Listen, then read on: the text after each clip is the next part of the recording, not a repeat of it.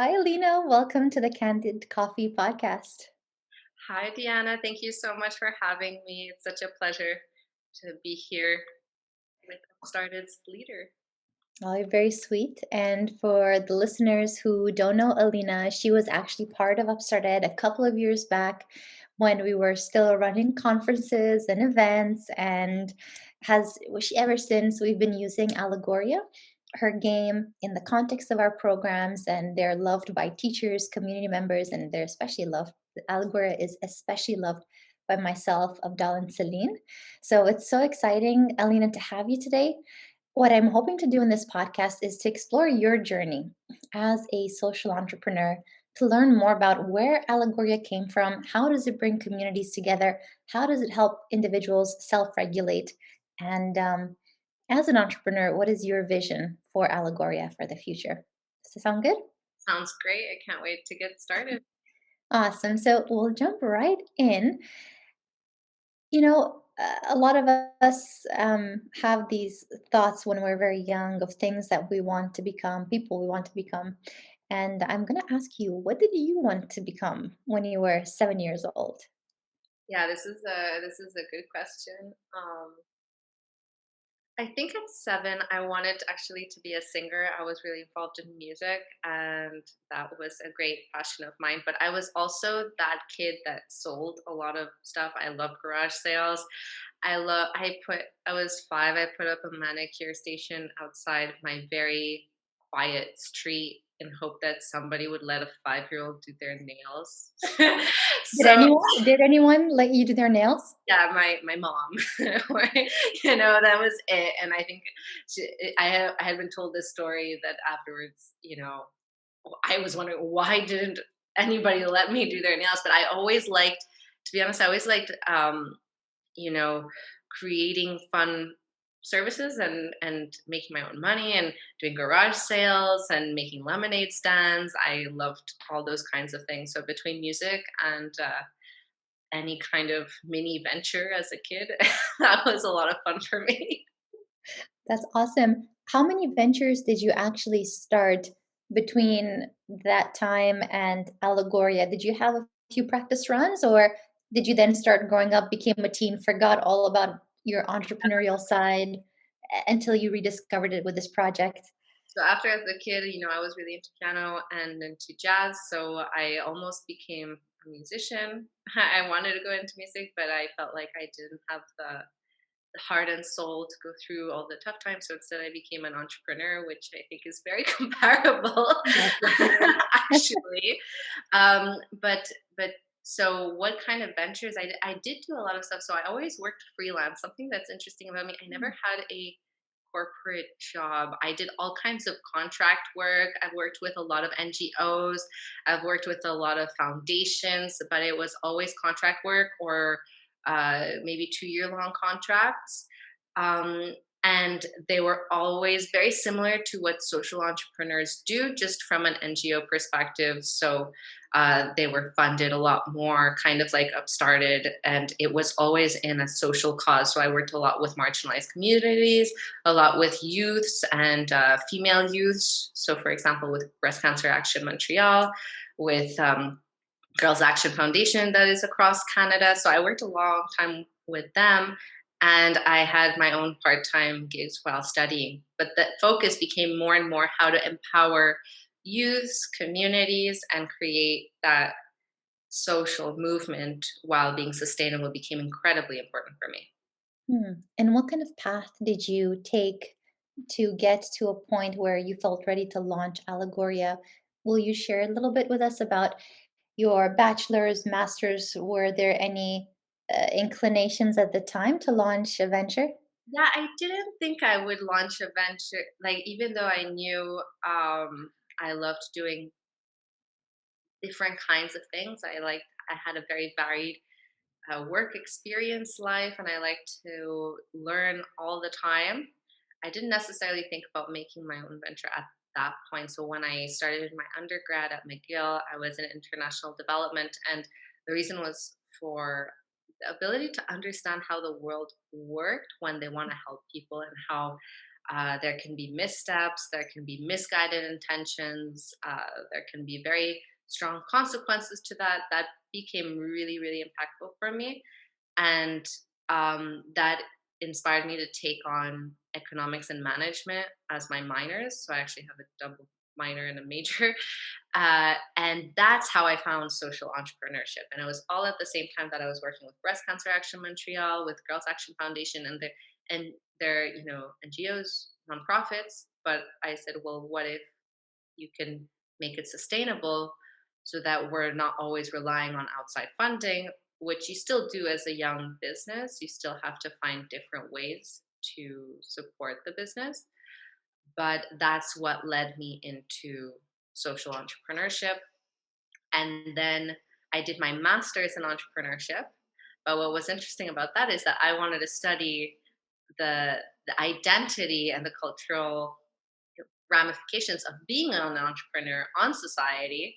And in the end, I became one myself. It's like I didn't admit how much I loved it until I came out of it. And when I came out of it, when I finished my master's and I had an honors in business research, I had to decide between going into academia or starting my own projects. And I that was the year that I started with Upstarted, and I decided instead of traveling to 100 different countries, I wanted to do 100 different projects. And I took up, I think, like 10 to 20 different projects. I went to many hackathons.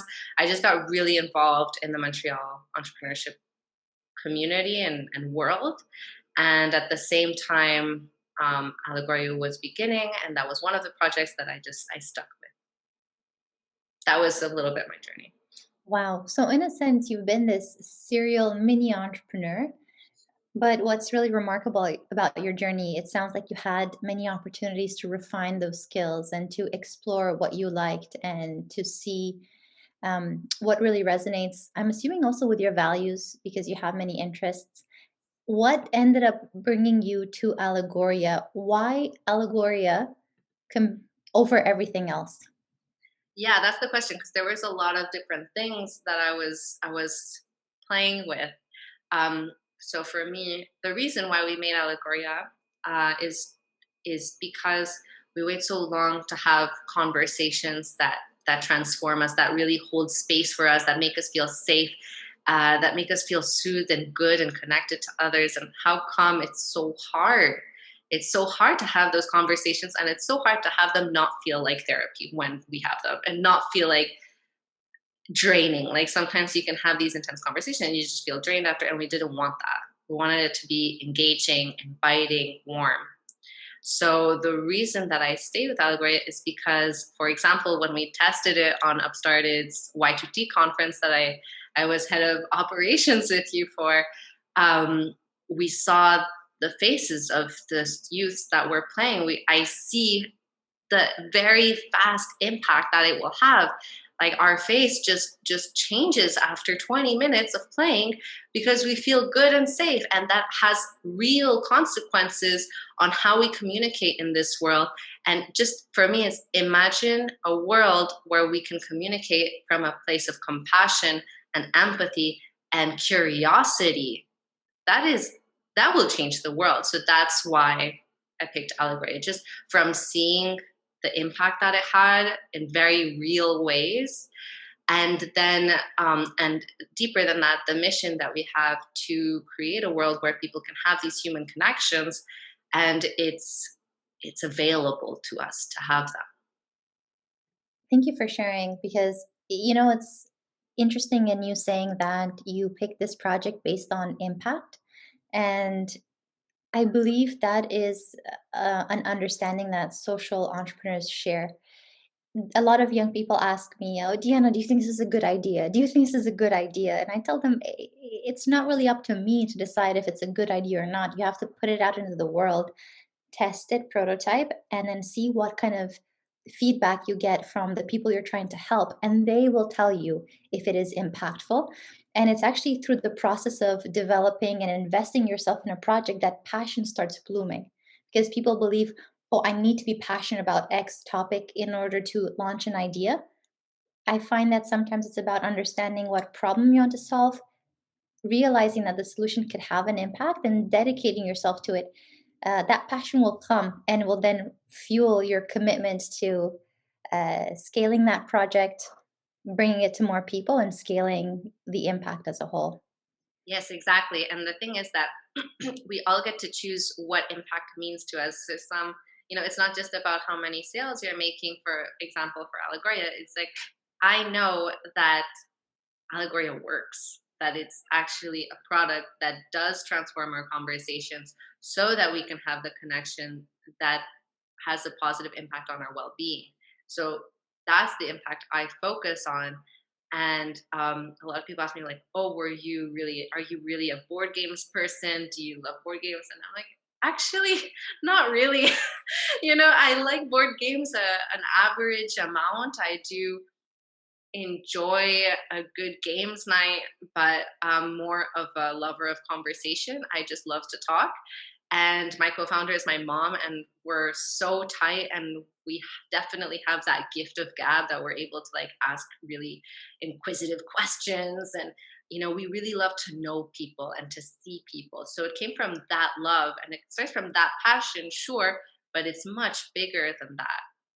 And the much bigger bird's eye view is what creates that social entrepreneurship journey. I find it can relate to a passion, but I'm much more than one of my passions, and this business is much more than just talking, right? Exactly. And for the listeners who aren't aware, Allegoria initially, the vision was to have a mobile app. Hmm. And so this is why I find you to be such a fascinating entrepreneur, Alina, because some people come into this space thinking, I'm going to use technology, and that technology based solution is the answer. And then they try to iterate the mobile app. But what you and your business partner, your mom, did is you really asked yourselves, what is the best tool that people need to engage with in order to have this outcome, which is to connect, to feel comfortable? And you went through a process of testing. So, could you take a moment and actually share how you went from a mobile app to a board game? Yeah, that sentence that you said, I'm going to use technology, that's exactly what we had said. We said we're going to, the problem is that we saw people so much on their screens. So we're like, okay, we're going to use technology and backwards, for the greater good kind of thing, where you would play, but you had to be in person, kind of like those heads up games where, it's an app, but you're playing in person. So it wasn't like a texting app. It was the question would pop up, etc. But this is both. There's 2 points about this that I think have to do with the entrepreneurial journey. One, I didn't. So the creator, I co-created the game, but my business partner, Tanya Arellano, she is a social and clinical psychologist with 25 plus years experience. The questions are largely curated by hers, even the ones that I made, they're reviewed by the expert. There's the psychological principles and the power of play that are in the game design, and all those rules have to do with her knowledge and her expertise. So that's a lot what she brought in. And so, for example, um, I had to understand that, and I had to test the game design while making it into an app or before making it into an app. So I used the images of the mandala to make a puzzle for fun, because I just wanted to test how it would be in real terms. And that's what you have to think about before you're making an app. Okay, how does this work concretely? And then I'll just make it into an app. But before, as a game, you have to test the game design. And that's when I realized everyone really loved the puzzle, and the fact that it's made out of wood, that it's tactile. And those actually have a lot to do with the psychological principles that are in the back end. So, for example, that it's tactile, that you're looking at something beautiful, is soothing, it regulates the nervous system. So there's a lot of things going on there that we realize, oh wait, this just betters the product overall than it would on a mobile app. Second thing is that we worked with a software engineer, an app creator, who flaked out on us. And that is something that's very common. It was a gamble, and at the same time that I was creating the puzzle, because I had researched maker spaces, and I'm very involved with the open source hardware and maker scene. I was creating the puzzles with my laser cutters in the fab labs that I would go to. So at the same time that that was happening, it was the same time that the app developer kind of, it fizzled out the relationship. It didn't work out, which is fine. Um, it was on good terms at least.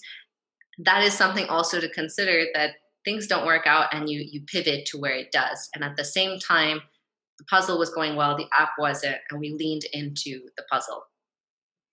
Thank you for sharing. Wow, I did not know about the second aspect of that journey. Yes. And that's really important to mention because, sometimes things happen when you are on an entrepreneurial journey and in the moment it feels like the end of the world. Or you think, I have invested so much time in this strategy, in this approach, and things are out of your control. Yes, you could have potentially found a new developer, but that would take time, transitioning the code, finding someone you trust. And I appreciate you saying you leaned into this new opportunity and you had to be scrappy and figure out a different way, which in the end was better for Alegoria and better for the people whom you serve because of that tactile piece, the way it's tapping into a different part of the brain. So I wanted to mention to really stress that point for whoever listens in on the podcast. It's a similar experience that we had with Upstart Ed when COVID hit. We had spent 2 years validating the UpGen program, which was in person, events based. We have a boot camp, workshops, a youth accelerator. It's exciting, great. And the pandemic stopped us dead in our tracks and we had to reinvent. At the time, or it still is one of the hardest thing we've had to do, but also the most rewarding because it revealed new opportunities to make an impact, new ways to serve our youth and our teachers. So that's a really important skill of an entrepreneur. I think to be successful is you can't let every challenge become the reason why you stop. It's a matter of recontextualizing and pivoting and making the most of the new constraint that you've been handed. Yes, you said it perfectly. Just take what you can do and make it better, and what you can't do, you can. There are moments where you can just cut your losses. Some things you have to be resilient. You have to try again. You have to try, but don't just try again the same thing. Try again in new ways. Exactly. Okay, this is great because we're getting to the meat of this social entrepreneur series. And Alina, I had another question because Allegoria is based on the principles of somatic experiencing, the Polyvagal theory, and there's a third one which I cannot pronounce. So I will let you tell us a little bit about these theories and how they actually regulate the nervous system. And the reason I'm asking this question is Allegoria is based on science. It's not something that a player in the game perceives immediately. It's done very subtly, but it's part of why it works. So, can you share a little bit about these principles and the concept of self regulation? Because honestly, not many people know what that is. Yeah. So when we made Alegoria, it was very. We focused a lot on the player and how they would perceive the game and how they would get engaged in the game. And the thing is that when you tell someone, let's talk, what's the first thing that happens? Defenses are up. What do you mean? And we gotta talk. What do we need to talk about? What do you mean? I don't know how to talk. I don't want to learn how to. It can be a very defensive thing, especially with those who need it most. So the point was that Allegoria could kind of be played by anyone. Like I mentioned, my business partner Tanya, she was using what is now Allegoria. It's changed a lot since she was using it in her practice in the old versions, and she would use it with a group. And she asked, like, how would I support myself by not having to do everything? So a therapist or a coach or a counselor or a community leader, when they're doing their warm-up activities or they want to engage their community, they kind of have to hold all the space and all the responsibility. And I heard this term just a few days ago. It's like, okay, I don't want to hold everyone on my arms. It's heavy. There's a lot of responsibility on the facilitator or therapist or coach or community leader to kind of hold everybody. So this is like, you don't have, you can focus on everything that you need to, and this part is going to be done for you very easily. So you can either play with your community or just let them play. So for example, in Upstarted, we let the students play. And what it did is that it works as a primer so that anything you want to share afterwards is more easily absorbed and received by your community because they're regulated. So, what does regulation mean? What does nervous system regulation mean? Our nervous system is all the nerve endings throughout our body that help us decide how to answer to perceived stimulus inside and outside the body. So I could go into like all the breakdown that's in my training that I give to teachers and whoever wants to know more.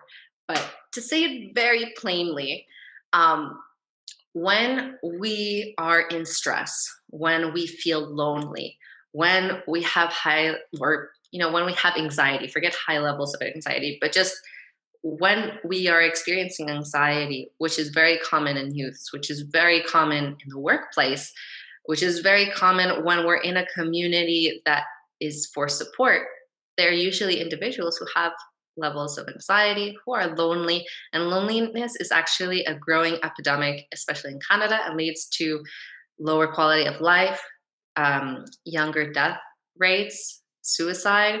So this can go into all the big problems that sometimes we wait too long to answer. So when we regulate our nervous system, it means that we feel good. It's just a technical term to say, I can be present, I can feel grounded, I can engage in trust and in curiosity and in empathy with the people around me and with myself. How many times do we feel like we can do that when we're interacting socially for the first time with new people, or when there's a big project coming on, or when we're in a new workshop? These that feeling is actually hard to come by if we don't take the time to self-soothe, to engage and say, okay, I feel good here. This is safe for me to engage and learn and grow. So when we regulate our nervous system, that means I can interact with a perceived stimulus in a way that best serves me. And that can be, we all know the fight, flight, freeze responses, but the polyvagal theory, for example, puts forward the social engagement response because we have a mammalian brain. So that's more the science behind it. And so Alegoria takes from the polyvagal theory and Gestalt, which is the rules of communication. For example, I speak in I don't offer commentary on other people's experiences, but I am merely a witness accompanying another person. And somatic experiencing, which is about relating to the body. So that has to do a lot with, okay, where do I feel my emotions? How do they feel? What texture are they? If I can name my emotions, well, I'm learning how to communicate my values, what's important to me, my passions, and I can curiously grow and engage with myself and with any kind of material or information at hand. So that may be a bit dense, but all to say that when we regulate, it means we feel good. It means we feel safe. We feel like we can engage with the world around us and know ourselves in a deeper way. That's what Amazing. Allegoria does at the same time of it being a lot of fun. Yes. Wow. Thank you, Alina, and thank you for explaining the somatic uh, experiencing polyvagal theory. I may have called it polyvagal, but that's okay. This is a safe space. And Gestalt. It's really interesting because we are in the process of building certain programs here at Upstart Ed to that focus on social emotional learning, and a lot of the things that you mentioned are concepts that we're trying to embed into the learning journeys, into how students engage with social innovation, how they explore entrepreneurship. Because what we have found is that um, even when you're trying to take on a project, you need just that core foundation of who am I, how am I doing in this moment, what are my personal values, how do I react in different types of situations? It's kind of if you're thinking about building the house, this is your foundation. And so few of us take the time to build that foundation. Even me personally, and now in my late 20s, only now exploring that aspect of mental health, of self-awareness, and self-regulation, and it has helped me immensely. And I only discovered it now. So I'm hoping that this becomes more part of our culture. They are things that we understand, but have a better sense of self, um, to be able to even engage with others genuinely and to engage in projects that are meaningful to us with people that align with our values. Yeah, I'm really happy that you brought it up because what I love about Upstarted is that you're not just bringing forward the how to be entrepreneurial and let's do a hackathon and let's just like brain dump ideas. Okay, let's meaningfully and resiliently address our own concerns and create very unique ways to address them. And you're doing that with youths who are the most creative by far, if only they have a chance and a space to do it. So that's why, for example, we worked a lot with teachers. Alegoria is bilingual, so we have a lot of language teachers who take it on, and they're like, "Okay, great, a language learning course." And I'm like, yes, but it also reduces anxiety and stress, and it creates a sense of belonging amongst students.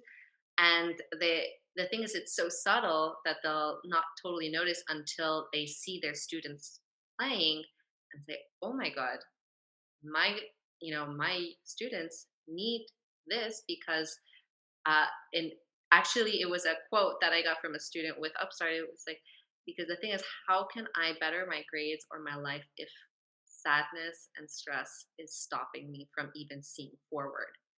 And that's exactly it. When we are in stress, when we how can I resiliently and meaningfully create a solution? I'm overloaded. I'm like, I can't handle more. I can't see clearly. I can't interact with the information at hand to make appropriate decisions or unique decisions that will impact my life and others. So, from that foundation of safety, that's where we grow. And I think that a lot of other support centers or people offering different workshops, we need to value that more. Yes, and I really appreciate you mentioning the educator side of this, because Allegoria is something that we have used in the context of Upstart Ed, and I am personally learning from these different theories that are embedded into your game. We've gotten in we've built this habit of talking to child psychologists, understanding what do children need, how do they learn best, how do you create a safe space for them to learn, and what does it mean to even meet your basic needs in the context of the pandemic, because we had some students saying it is very hard and actually challenging for me to engage in entrepreneurship right now and building a product or a service when I am afraid for my own health. I am scared about the health of my parents. I'm concerned about my teachers. Look at what's happening in the world. It's just, there is a lot of stress and fear, and having the opportunity to address that is important. And that's why Allegoria is so meaningful.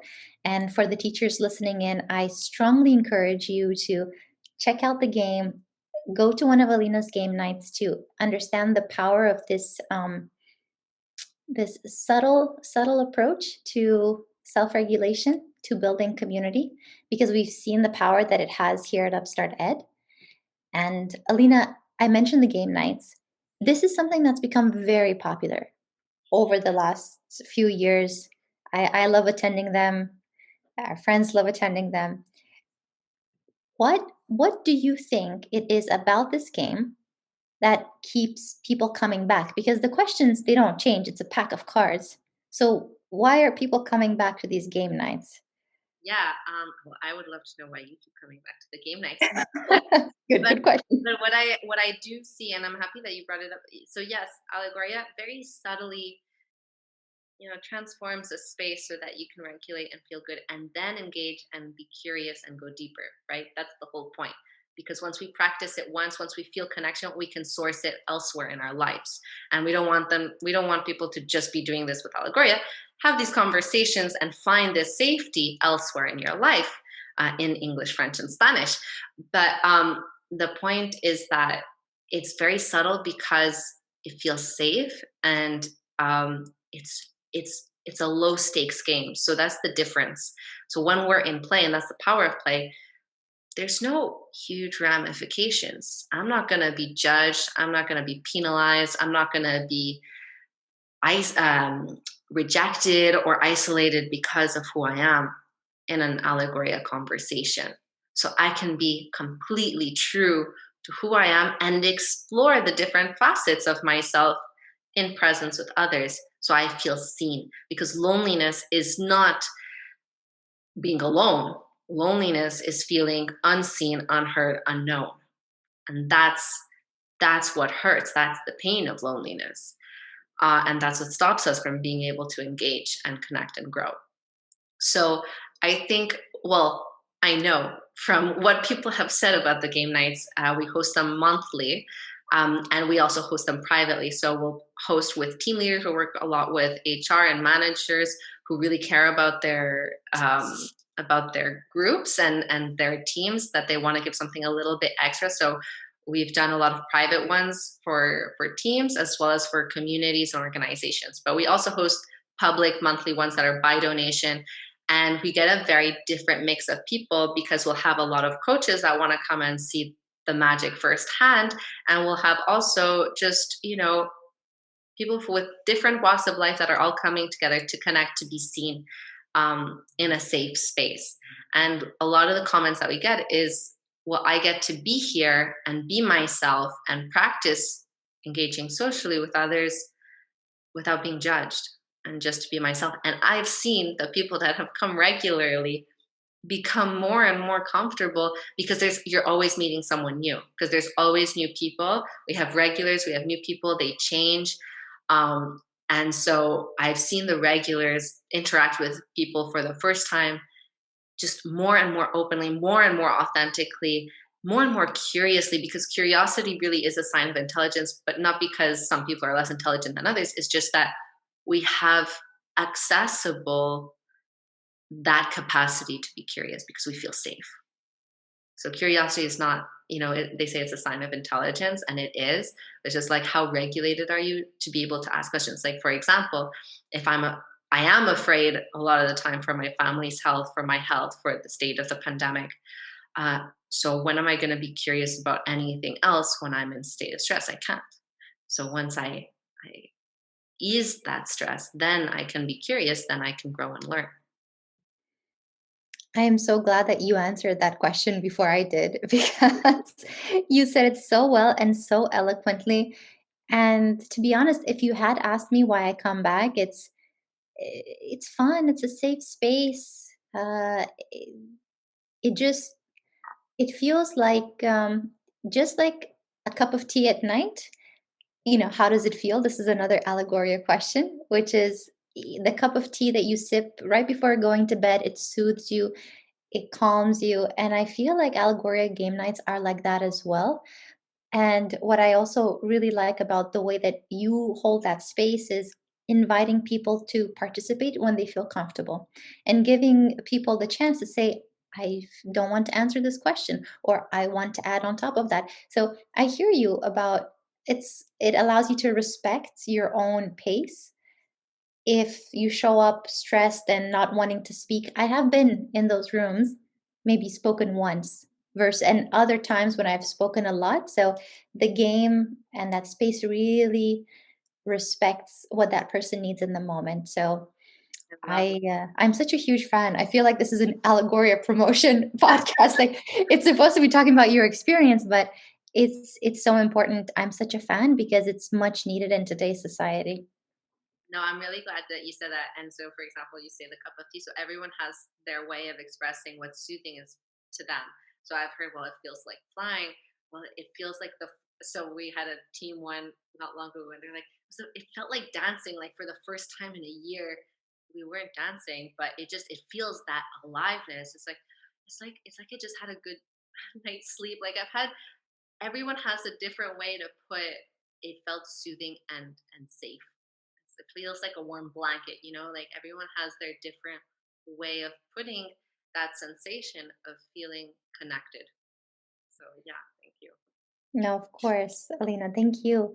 And I have just a couple more questions as we're wrapping up this episode. To bring it back to your journey, what are some resources that have helped you get to where you are today? And resources can mean people, organizations, funding institutions, friends. It takes kind of a village in a sense to run an organization, but you and Tanya, your co-founder, have been doing this more or less by yourselves for many, many years. How did that happen? How did you get to where you are today? Yeah, so we have been doing this for many, many years. The thing is that Alegoria, as it is now, is only like 2 years old, or 2, 3 years old. Um, Before that, we were game testing. It was a different game back then. Tanya, she had been working with it, testing it on her different groups. It was a totally different thing. Um, so I'm just gonna speak to, like, in general, things that have helped me the most was really, the people that I've met and finding the opportunities. So for example, game testing it on all of my friends. Every one of my friends was part of the game testing. You were part of it, you know.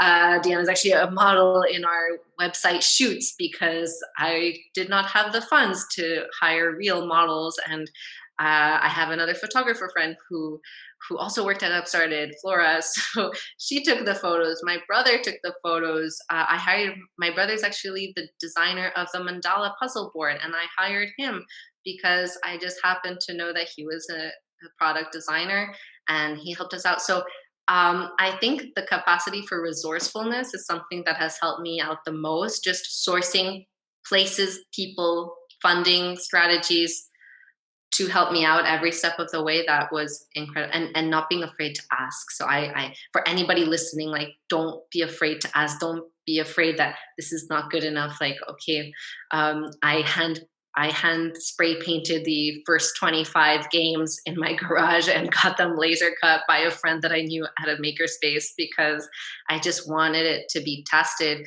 And that goes back to the MVP model of entrepreneurship. Just work with what you have and grow and grow and grow.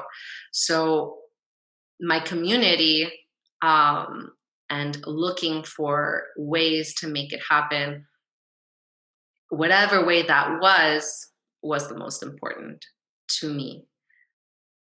I'll say the people and the places that supported me, and not being afraid to ask. Mhm. You have been incredibly resourceful, and what you say here about asking, it's very hard because at the beginning you feel like an imposter, and it's very tough. But at the end of the day, especially if you're a young entrepreneur, if you don't have a big network or if you don't have all the money in the world, you have to be resourceful and you have to step outside of your comfort zone.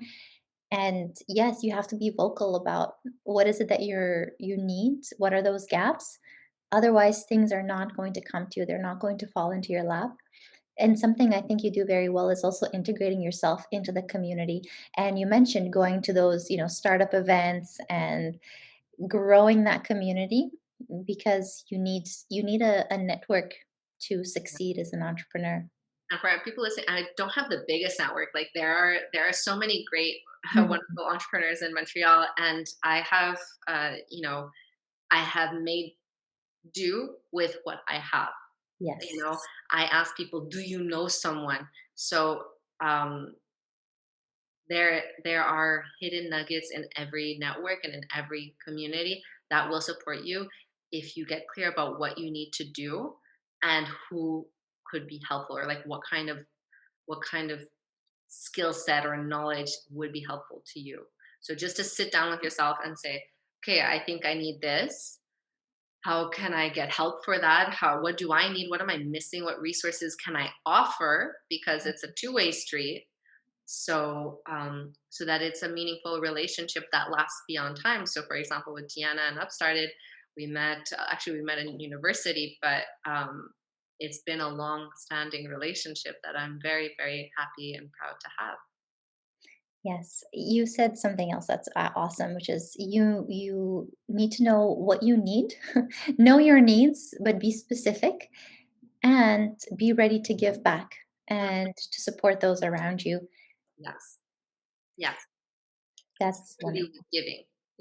I give to my business. I give to my mission. That's what you're doing as an entrepreneur. You're giving a lot, and then you're making sure that your needs are met as well. Yes. And Alina, looking back, what would you have said to yourself at the start of your journey with Allegoria? If you could go back and have a conversation. Um, so we did something funny. We were in a competition, and this one of the judges was like, "We didn't want." The thing is, we didn't want to sell it to just therapists, and we wanted to make it like that family board game that you just take out, and it's really accessible. But the thing is, Mhm. it is quite a high price point compared to other board games. So our pricing is not in that. So it's more of a tool. So that's why a lot of community leaders either get it for their family or their work. And there's something about people wanting to buy more for their work than for themselves. I think there's something funny about that in society, and I'm Yeah, a victim of it as well. But what I would have liked to say is that be open to changing, and I would have pivoted faster. I think because that was an important pivot for us, and I wish I spent more time figuring that out versus what I had as an ideal versus what I had to lean into. That's really that's a big thing that I wish I did a little faster. The other thing I would say is kind of what I said before. Don't be afraid to ask. I think I could have asked more, and I could have put myself out there even more.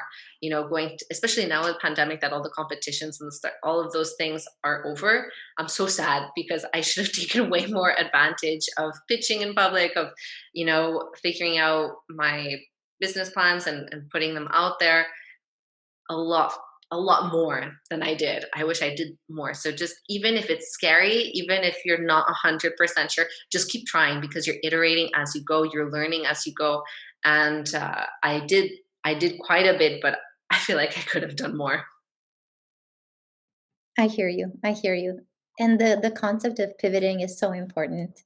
And just listening to signals, and it's tough pivoting all the time. This is something that has really dawned on me, I think, in the past week, because we had a pivot obviously when the pandemic hit, but we've been pivoting every year, and now again we're pivoting after having tested the latest program. But the truth is that it's part of the entrepreneurial lifestyle, Yeah, and as exhausting as it is, it's also key to survival, because the people you're trying to serve are always changing. The market is always changing. 1000%. And so you need to keep an eye out for that, and also find the right time to do it, because it's true, you can't always be pivoting. You have to execute, and also you need to take time just to Between, breathe yeah, and pause, because that's also important. But constantly being open to that feedback, no matter where it comes from. Sometimes it comes in the form of positive feedback, sometimes it comes in the form of critique, even from naysayers. People say, don't listen to naysayers. Just half an ear out for them, because there may be a nugget of truth in there. Don't shut yourself off completely. I had a tendency of doing that from day one, and you kind of need to have that grit and resilience. But there comes a point where you need to look at all of the feedback that's coming in, and look at your product with a critical eye to see where how it can be improved. it's like driving. I think you can't always just be looking ahead. You have to look at your side mirrors. You got to change lanes sometimes. You got to stop sometimes. Like, there's a lot of things to be said about that, and it's a balance because you don't want to listen to what everybody has to say about your business, because everyone's going to have a say about your business, and that's it's another struggle in itself, or another annoyance sometimes. But do listen when it checks out with what you see, and don't be afraid to look at it. That's Hmm. a big deal. So, for example, with us, when we made Alegoria, we really wanted to target moms and aunts and grandmas, and people maybe a little bit closer to my age who want something a little bit different for their friends, like when they're with their friends. And all those people really enjoyed coming to the game nights, but not necessarily buying it for themselves. So I was like, okay, how do we switch? And then all of a sudden we got so much attention from teachers, it just overwhelmed 2019.